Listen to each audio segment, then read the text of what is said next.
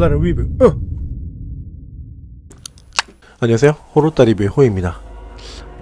여러분, 이 디펜스 게임을 오늘 하나 들고 와봤는데요. 여러분은 디펜스 게임 하면 어떤 게 제일 먼저 생각나세요?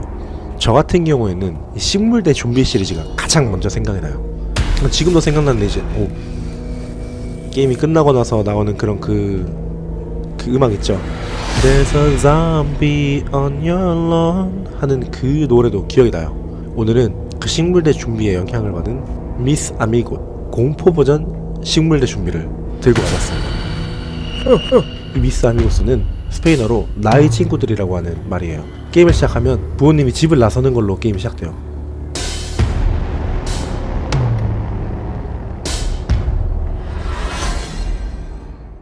이런 말 하면 안 됐죠. 무조건 무슨 일이 일어납니다. 그리고 이 불길한 음악과 함께 게임이 시작됩니다. 8시입니다. 첫 스테이지에서는 오르골과 별밖에 사용할 수가 없어요. 이 오르골 같은 경우에는 식물 대 좀비에서 해바라기 역할이라고 봐주시면 됩니다. 다만 해바라기는 자동으로 에너지를 생산해내잖아요. 이 오르골 같은 경우에는 우리가 마우스를 꾹 누르고 있어줘야 오르골이 돌아가면서 일정 시간 뒤에 에너지가 생성이 돼요.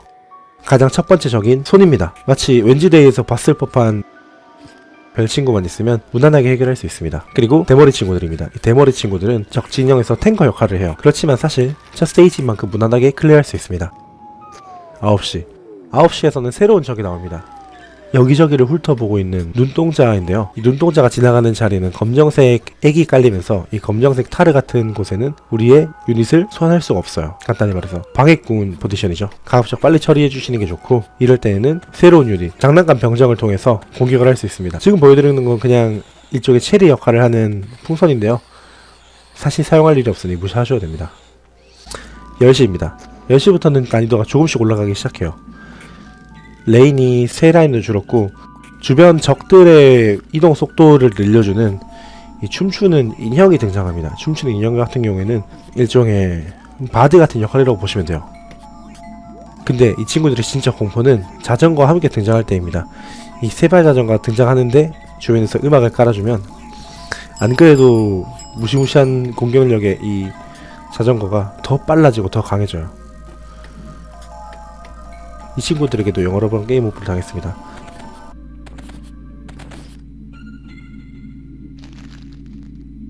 그리고 마의 11시 스테이지. 맵은 동일합니다. 사실 여기서는 여차하면 그냥 게임이 터집니다. 저는 11시에서 게임 오버를 가장 많이 당했어요. 그리고 게임 오버를 당하면 정체불명의 빨간 녀석이 나옵니다.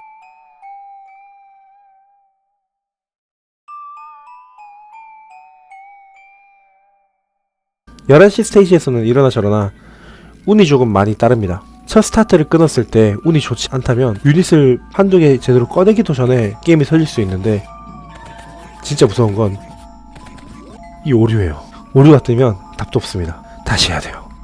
새벽 1시 마지막 스테이지에 도착했습니다. 여기서부터는 모든 게 달라져. 일단 음악, 지금까지의 음악은 완전히 다릅니다. 정말 죽을지도 모른다는 이 쫓겨오는 듯한 이 음악, 그리고 게임 오버 화면에서 우리를 반겨줬던 이 빨간 녀석, 때리다 보니 뭔가 하나 발견하게 되는데요. 그건 바로 어느 정도 데미지를 입을 때마다 보여주는 이 인간 형태의 무언가입니다. 이걸 보면서 느꼈어요. 다르다. 지금까지 우리가 플레이하면서 봤던 스테이지는 집에 혼자 있는 어린아이가 어둠이라든지 다칠까봐 주고 무서웠던 세발 자전거, 그리고 이 오래된 광대 인형, 이 어린아이가 가지고 있을 법한 이 그런 것들이 투영이 되어 공포에 맞서 싸우는 스테이지였다면, 이번 스테이지는 어쩌면 정말로 실체가 있을지도 모르는, 사람일지도 모른다는 그런 느낌이 들었어요. 그런데 이 마지막 스테이지에서의 이 백그라운드 뮤직이 스페인어로는 아이에나미엔토, 영어로는 트레스패싱, 그리고 한국어로는 무단 침입자가